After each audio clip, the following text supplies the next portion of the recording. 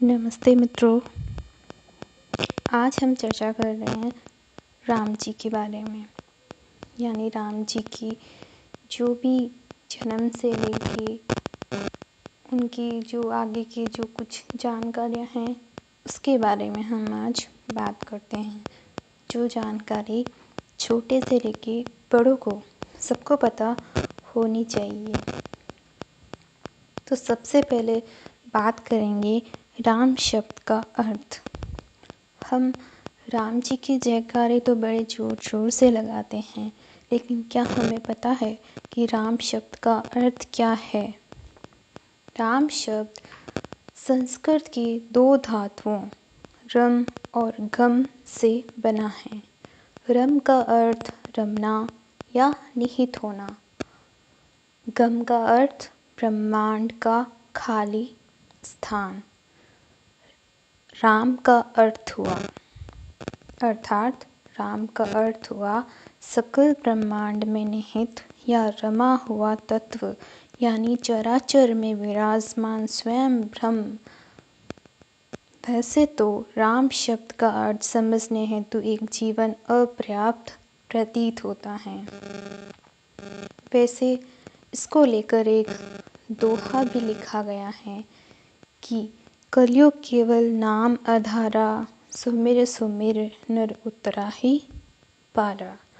जिसका अर्थ है कि कलयुग में केवल श्री राम के नाम से ही मोक्ष की प्राप्ति हो जाती है। चलिए हम आगे बात करते हैं भगवान श्री राम का जन्म के बारे में, यानी भगवान श्री राम का जन्म कब कहाँ हुआ। भगवान श्री राम का जन्म अयोध्या में हुआ था। वर्तमान समय में श्री राम का जन्म 5114 ईसा पूर्व 10 जनवरी को माना जाता है। उनके पिता राजा दशरथ थे, उनकी माता कौशल्या थी, यानी उनके पिता का नाम राजा दशरथ था, उनकी माता का नाम कौशल्या माता था।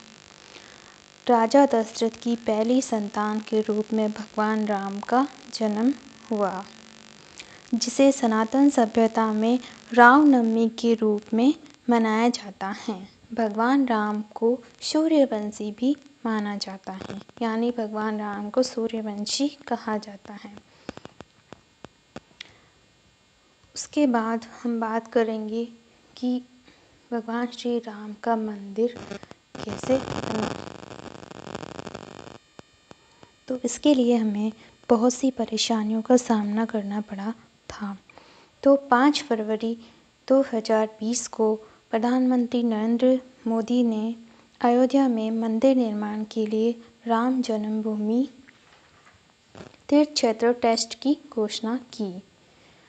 ठीक 6 महीने बाद 5 अगस्त 2020 को अयोध्या में राम मंदिर की आधारशिला रखी गई। 134 साल चली कानूनी लड़ाई के बाद अब अयोध्या में भव्य राम मंदिर का निर्माण हुआ। भगवान राम की नगरी अयोध्या में 22 जनवरी 2024 को श्री राम मंदिर में रामलला की प्राण प्रतिष्ठा हुई। अयोध्या में बना राम मंदिर भारत समेत दुनिया भर में फैले हिंदुओं के लिए एक आस्था का बड़ा केंद्र है और आगे भी उभरेगा। चलिए अब बात करते हैं रामचरितमानस के बारे में। रामचरितमानस अवधी भाषा में गोस्वामी तुलसीदास द्वारा 16वीं सदी में रचित प्रसिद्ध ग्रंथ है। शरद नवरात्रि में इसके सुंदरकांड का पाठ पूरे 9 दिन किया जाता है। रामचरितमानस के नायक राम हैं, जिनका मर्यादा पुरुषोत्तम के रूप में दर्शाया गया है। वह अखिल ब्रह्मांड के स्वामी हरि नारायण भगवान के अवतार हैं, या उन्हें अवतार के रूप में माना जाता है। जो संपूर्ण मानव समाज को यह सिखाता है कि जीवन को किस प्रकार जिया जाए, भले कितनी ही बाधाएं आए। रामचरितमानस की हर चौपाई और मंत्र लोगों को अच्छी सीख देती हैं।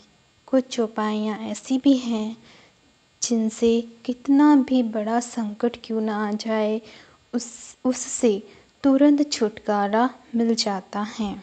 जीवन में बड़ा बदलाव होता है और सभी मनोकामनाएं पूर्ण होती हैं। रोजाना घर में रामचरितमानस का पाठ करने से घर में दिव्यता का वास होता है और नकारात्मकता दूर होती है। रोजाना घर में रामचरितमानस का पाठ करने से मानसिक शांति और भौतिक सुखों की प्राप्ति होती है। धन्यवाद।